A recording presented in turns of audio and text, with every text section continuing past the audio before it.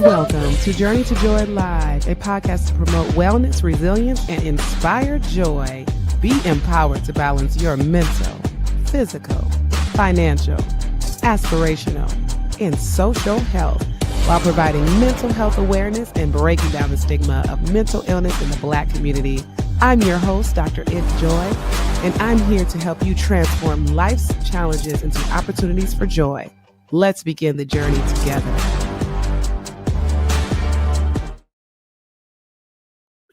Hello. It is Thursday, and we are in episode 119, Mom on Empty, Burnout, Boundaries, and Finding Joy again. Because hopefully you've had a little bit of joy, but let's find joy again. Mom on Empty. And why are we discussing Mom on Empty? Because when you are a mom, sometimes that means your energy just might get drained. Drained so much that you run out of gas and that you're on empty. Oh, what's wrong, sweetie? You want to sit on my lap too? Is that why? But you don't hit. You don't hit. This is real time. We're really live. I did a couple of trial runs before. Oh no! Don't push that. I did it. Oh, that's funny. That's funny. All right. Okay. So, well, you do the talking then. You do the talking. Well, tell them what's joy for you. What's joy to you? What's joy? Say welcome to Journey to Joy Live. Welcome to Joy to Life. What's your name?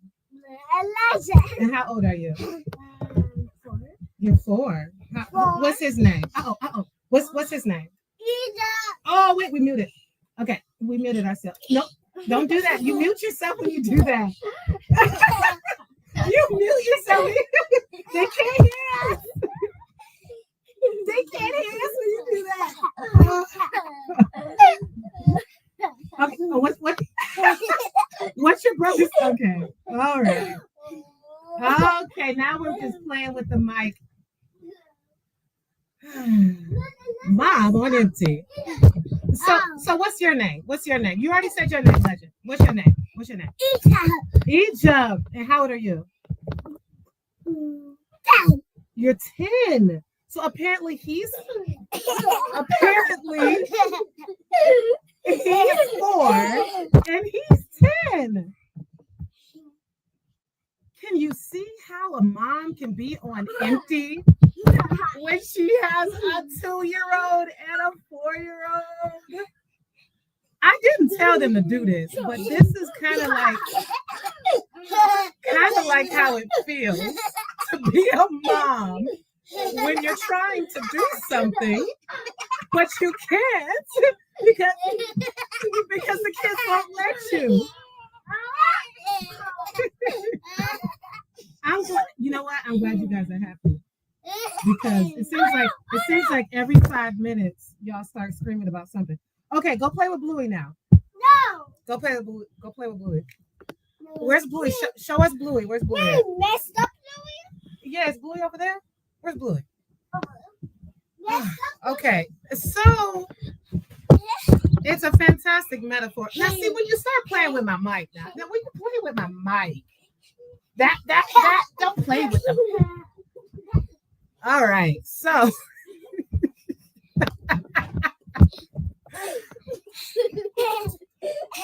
okay, we just gonna be muting and unmuting this whole episode. Is that what's gonna happen? Yeah. All right.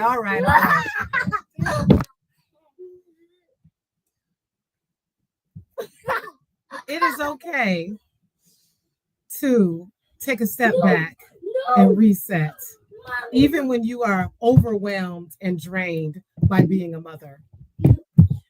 This is a great example of that. You have to let mommy talk, though, sweetie. You have to let mommy talk. So there's room for kids to be playful. You have to let mommy talk. Oh, now you done gotten to the motion. Okay. There's room for silliness, but then there's also room for being strict and putting your foot down, as you know, as a parent. Oh, okay. They muted me again. Didn't realize I was muted. I was saying there's room for being funny. Or maybe we just don't get through an episode tonight. Maybe it's just showing you how moms go on empty.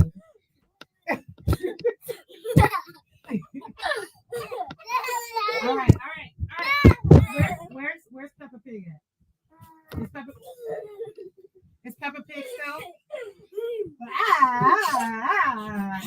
No, stop. I don't want you to play. That's funny. They discovered how to mute the mic. Woo, this is a workout. He wants chocolate milk. You know what? Can you go get your chocolate milk? Because I'm live now. I can't go get the chocolate milk.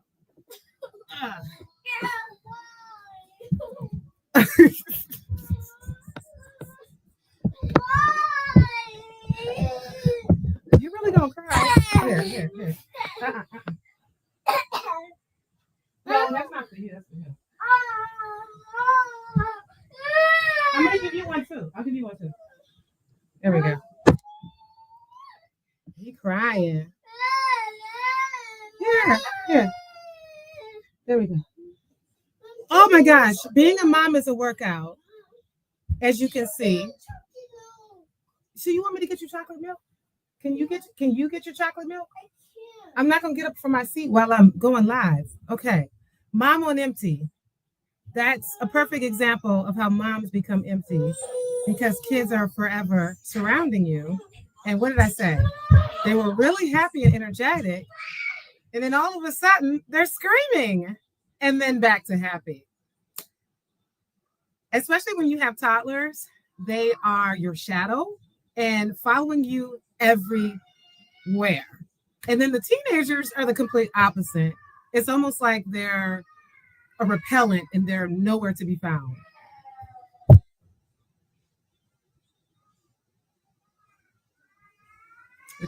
What you see me doing now is taking a mental reset because there is a crying toddler in the background. I think I should go get his chocolate milk. Okay. I'll get your chocolate milk.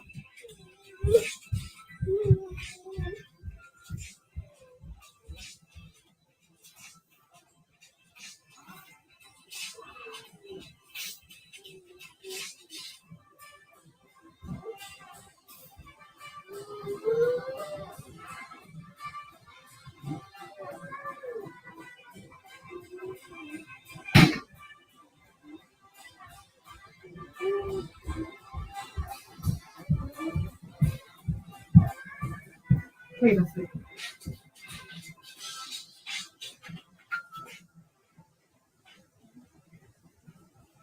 Here. Let's do it. Oh, it's strong. You want a straw? You can get the straw. Thank you. All right. So literally, honestly, all of that wasn't scripted, but it was a matter of showing you what motherhood is like and how it can completely drain you. And motherhood, parenthood, all the things is a sacrifice, and it definitely creates or requires patience. I always say 100% patience and at least 50% sacrifice. You cannot sacrifice all of yourself and every single thing because that is how burnout is created. So just then, let's see. Yes, you saw me practice patience, I would hope. But the other thing, because I said patience and sacrifice, the other thing is flexibility and compromise. My husband always says he doesn't compromise or he doesn't negotiate with terrorists. Well, you know what? Parenting kind of takes compromise and negotiating. Just now, he wanted chocolate milk, and I said, no, you get it. Then he started screaming. And, I could have put my foot down and still said, no, you get it. But guess what? I went out there, and the reason you couldn't get the chocolate milk is because it was in the back of the refrigerator. He couldn't reach it. So there we go. That's why we compromise, so we can realize they can't do everything themselves. And now they're on devices. We try not to give our children devices, but it works. They've been bouncing around behind me this whole hour, but as soon as I go live, then they're bouncing around on me. All right, so let's do this again. And that was 10 minutes already? Wow. All right. Mom on empty. Burnout, boundaries, and finding joy again, because hopefully you have once had joy and you need to find it again. Again, as you saw, kids can be suffocating. Parenting is hazardous to mental health. I've mentioned that a lot on here because I just think that's wild that a whole article says that parenting is hazardous to mental health, but it's like true and accurate. And because of that, that means you get drained, you get tired, you get a lack of motivation. This is the true whole burnout and stress, and you're just not able to take care of yourself and prioritize yourself when you are a parent because you're literally doing the opposite most times of what you want and need. The first thing that you need to do as a mom, do a joy check-in. A joy check-in. Just check in with yourself. How am I doing mentally, physically, emotionally? What do I need right now? And even just right before going live, I just had to think, I had to stop and pause and take a deep breath because it can get overwhelming and it does get stressful. It's no lie. Parenting is rewarding. It can be joyful, but it is both a joy and a joy stealer. And I'm just thinking about my Tuesday. Tuesday was extremely okay. Maybe it wasn't extremely stressful, but it was just a lot going on. Tuesday morning is Mondays and Tuesdays is when I drop off the kids. My husband drops them on Wednesdays and Thursdays. So as soon as I get to the school, and they're at different buildings, but at the same school. And as soon as I get to the school, the teacher is taking out Legend out of the car. And as he's getting out of the car, the 2-year-old starts profusely vomiting. And I'm like, oh, this is great. And then I realized I don't have a change of clothes. Why? It's not necessarily lack of preparation because that morning I said, okay, let me grab him a pair of clothes, an extra pair of clothes to put in the bag. I go upstairs to get it and I don't get it. I get something else. Okay, well, I guess that's the ADHD. Talked about ADHD on last week's episode. So then I never actually get the second pair of clothes for him. So here we go. Fast forward, profusely vomiting in his car seat. Luckily, they go to a school that they actually have a store that sells their uniforms. So I'm like, well, let me just get around the campus to buy him an outfit for him to put on now that he's thrown up all over the place. So then, no, the security guard's like, no, you can't come this way. I'm like, how am I going to get to the store? And it's really weird how the smallest things all of a sudden become the most stressful thing when it comes to parenting. Like, I just wanted to get an extra outfit for my child. And then now I can't go this way because the security police officer, traffic controller guy is like, no, you can't come this way. Look at this sign. The sign says during carpool, you can't come this way. So I'm just like, ah! But which at the end of the day, so what? Just go the other way. But I'm dealing with a child who just profusely vomited all over himself. So I turn around and I go out of the campus and go in on the other side of the campus just to drive around the whole campus just to go to the store. So we go in the store. He has vomit all over him. And luckily, those people were so nice. They helped me get an extra uniform. His uniforms aren't cheap. So he puts it on. I go change him in the dressing room. And, oh, no, surprise. I didn't just profusely vomit all over myself. I also pooped. So in the fitting room, I'm changing a poopy diaper while cleaning up vomits. But after that, he looked really cute. And he had on his new uniform. So I was able to drop him off and then go and have a really long day at work. So not only can there be mom stress, there's also work stress, and all of that goes on top of each other. And when you're trying to multitask and do work and parenting at the same time, the stress automatically multiplies big time. That's our statistic right there. It multiplies big time. And so that's definitely a strategy. It's to try not to multitask work and kids. Because think about it.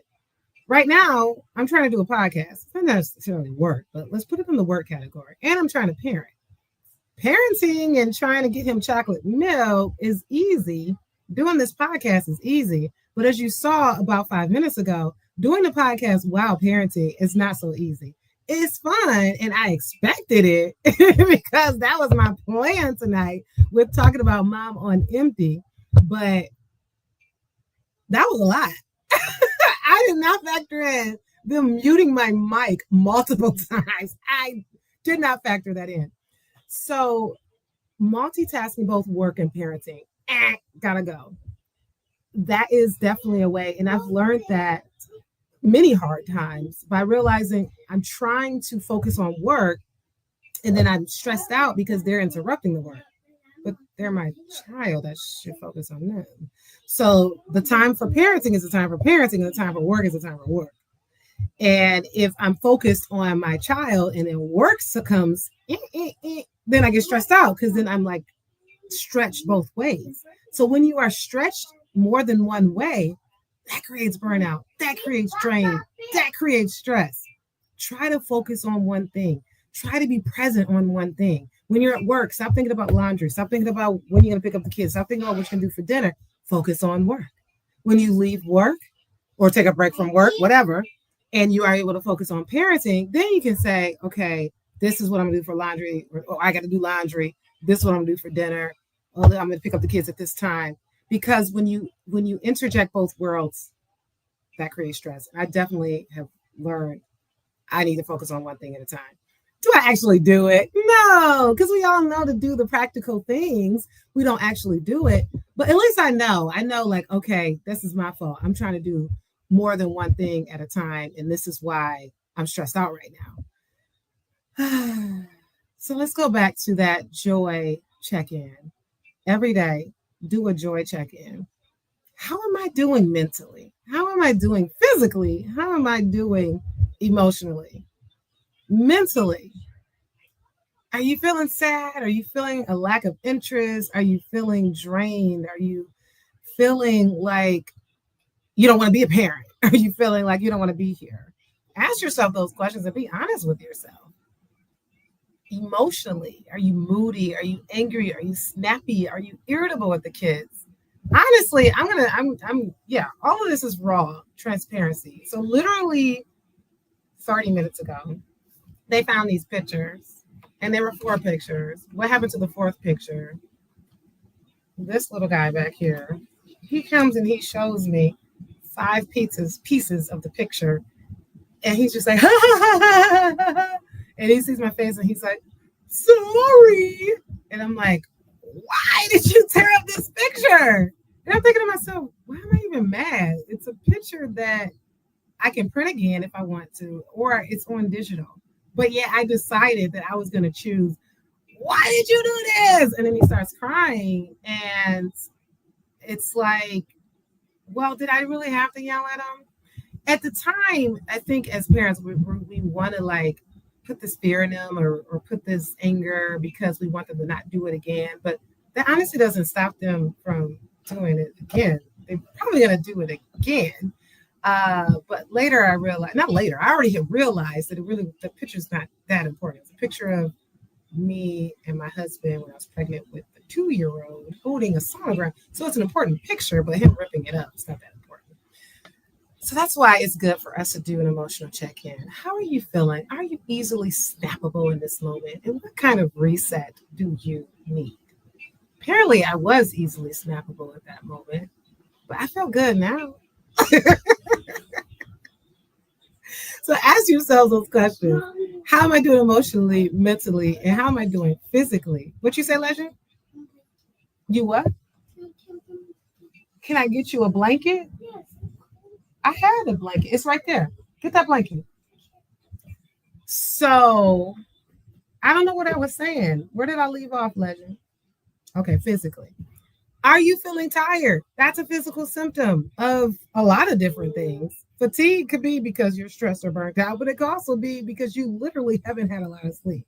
And if you have kids that wake you up in the middle of the night, that's definitely going to reduce your ability to sleep. Or if you're working or there's stress, or there is anxiety that's keeping you up and you're replaying something on a loop all night long, racing thoughts. It doesn't even have to be one thing on a loop all night long. It could just be racing thoughts. And of course, drop in kids doing their thing and lifing, then that just makes your sleep worse.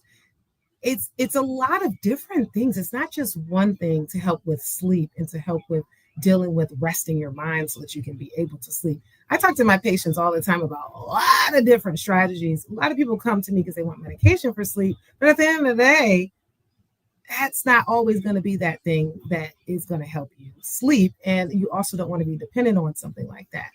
So everybody needs to create, every mom, every parent needs to create a bedtime routine ritual that helps with you. What is your sleep time joy ritual? For me, on the nights that I work out, it includes working out. I don't work out every night because some days I work out in the morning. I ran this morning, so I don't have to work out tonight unless I feel like running again. But that doesn't make sense. Like only a few days out of the year, I work out twice a day, but no, I don't work out twice a day every day. that's weird, right? There's a tea that I drink. I haven't drank it in a couple of weeks. I need to do that tonight, but it helps relax me. Some people like doing baths and music and candles and scents and things like that to help calm them down. Meditation, yoga, deep breathing, journaling, reading the Bible, reading a book. Something that can help you relax your mind. And in general, when it comes to racing thoughts, whether the racing thoughts are about kids and them stressing you out and all the things you have to do, because it's not just about parenting stress, is not just about what they're doing to you in the moment. It's also about what's happening in their lives. So there might be someone that they're encountering that's stressing you out, another parent of their friend who's stressing you out, a teacher that's stressing you out. These kids are just growing up and having their own lives. And it's just like these worlds come together and stress you out. So it's definitely a lot of things that, as a mom, that you can be racing about in your head and overthinking about in your head. Fears that they might fail, fears that you're a failure as a parent. But it's definitely important to activate some strategies for being able to slow that process down of that overthinking and all those what ifs. Deep breathing definitely helps you change that pace from this fast thinking to slow thinking, especially if you have physical symptoms in your body. Deep breathing is very important. But presence, grounding, feeling present is extremely important. And the other night when I had racing thoughts and one stressor just going on a loop, like, oh, why did you do that type of thoughts? Getting out of your head. Grounding gets you out of your head. I don't know how many times I've talked about your senses, but I need to talk about it every episode because in order for us to experience joy, we have to get out of our heads and stop this overthinking, stop these racing thoughts, and to be able to experience the present. A few of my positive affirmations on Instagram are usually talking about being able to feel present in the moment and being able to calm yourself. So literally, whether you close your eyes or open your eyes, there's different ways to do it. If you find your happy place and engage your five senses, you can close your eyes and do that and say, oh, my happy place is the beach. I see the water. I hear the waves. I smell the sand in the sea or the rain. It just rained. It's not so good. I feel the waves, the sand beneath my feet and my hands, and I'm tasting my favorite drink. And then there's the 5, 4, 2, 3, 1 senses, present, grounding technique. What are 5 things you can see right now? Well, 5 things I can see. I can see that painting. I see the bluey. I see another painting. I see the blanket. I see my kids. I'm looking at my background in the mirror.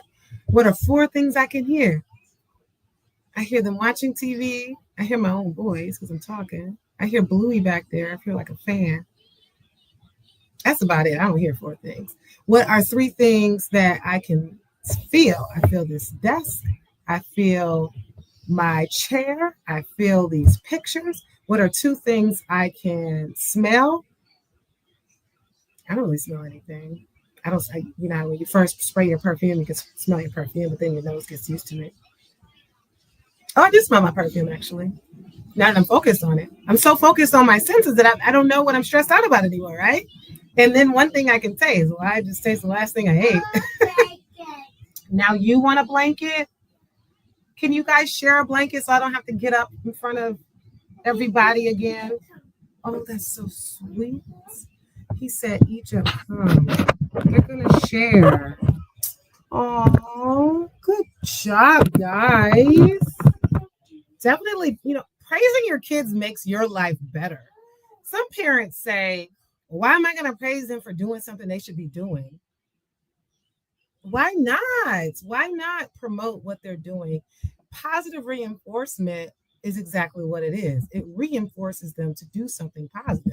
So if I'm praising him for sharing the blanket, then he's like, oh, I did a great job. Let me continue to do that.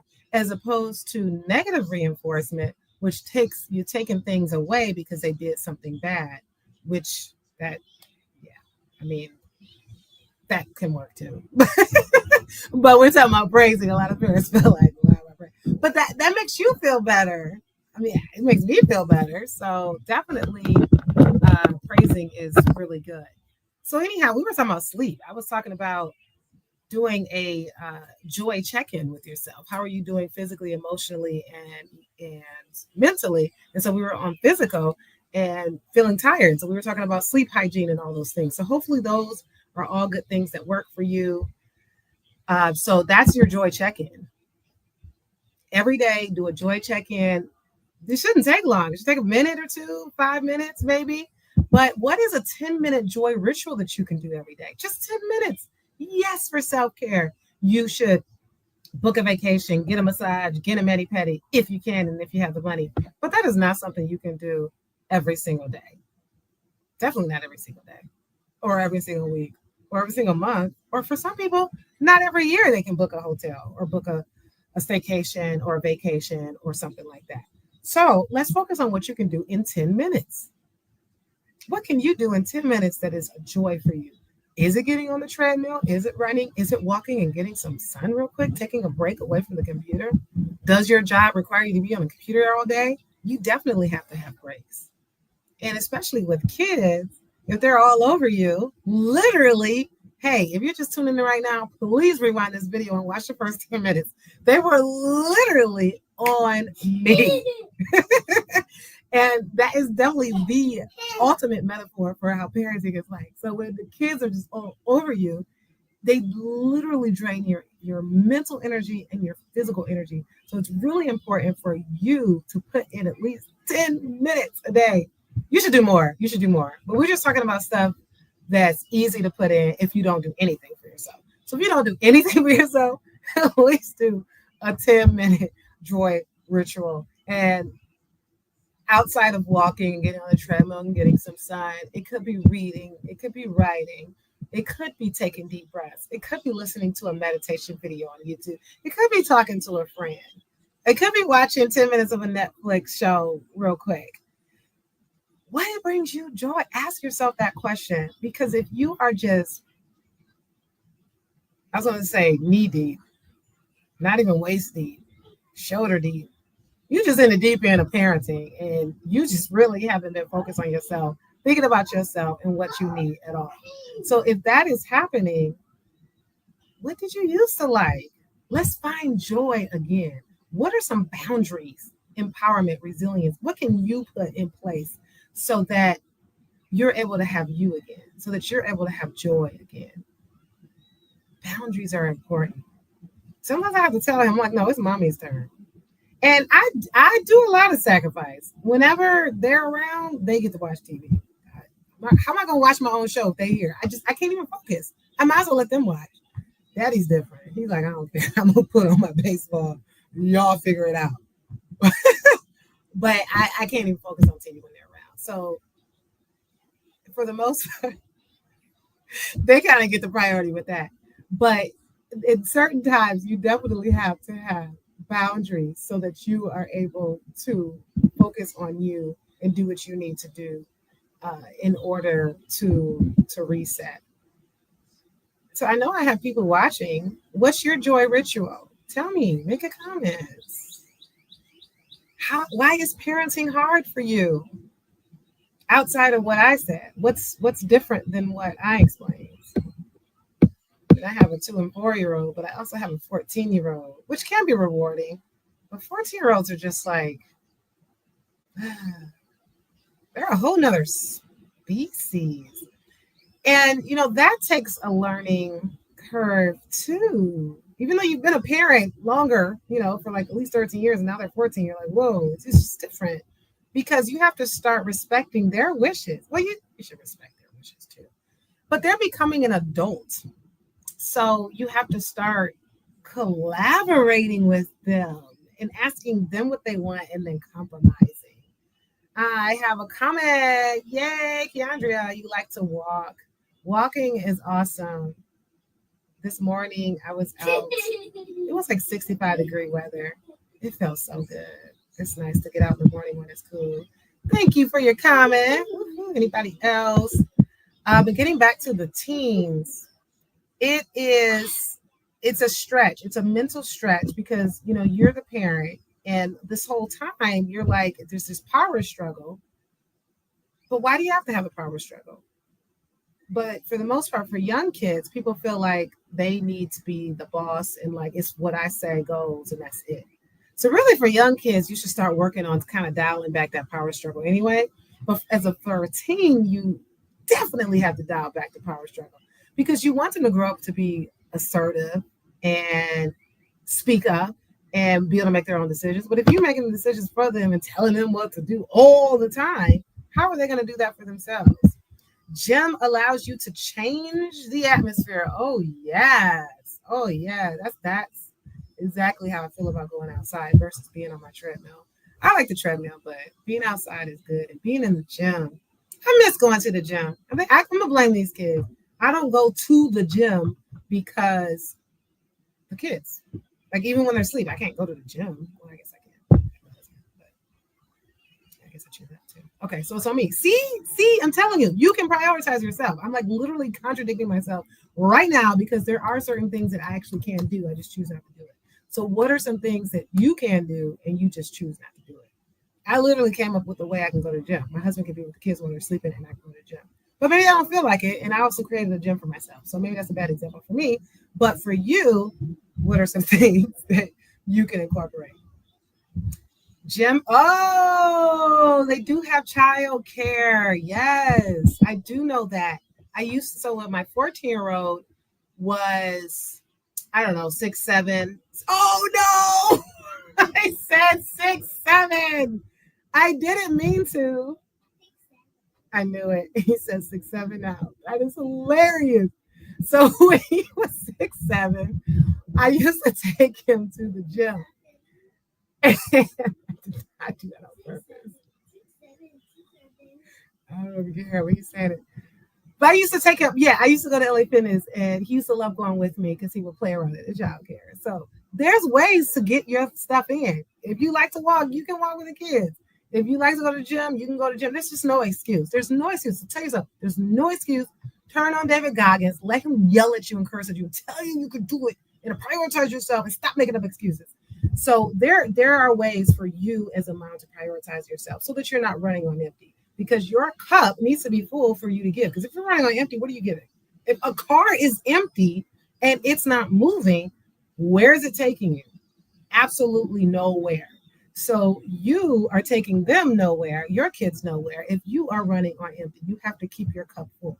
So your call to action today is what are you going to do for yourself each day for 10 minutes to bring back your joy again?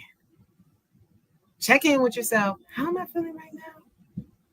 And then add in each day a 10-minute joy ritual for you. Oh, they made it to the 34-minute mark, but that's because I gave them the phones. I mean, I think it would have been like the whole episode of them muting this mic on and off if I didn't do that. So, and yeah, allow yourself to give devices. Yeah, I'm a child psychiatrist. Yes, I'm saying that. When you need to, it's okay. We're going to have a 7-hour drive coming up. Oh, yeah, devices. That is okay. Sure, try the coloring, try the stickers, because he likes stickers. Try the tablet and the books and things like that. But at the end of the day, if you have to give a device, Don't feel bad, especially if you're given a device so that you can get on the treadmill and prioritize yourself. Please don't feel bad. Don't feel bad and don't feel guilty. Thank you so much, Keandra, for tuning in and for commenting. And thank you, everybody else, because I see y'all out here watching. See you next week. This has been an NJoy Live production. If you're in a crisis, don't hesitate. Call, text, or chat 988 for immediate support. Please note, this podcast is for informational purposes only and is not a substitute for professional treatment. If you're looking for therapy or medication management through NJoy Life, visit www.drnjoylife.com to request a consultation.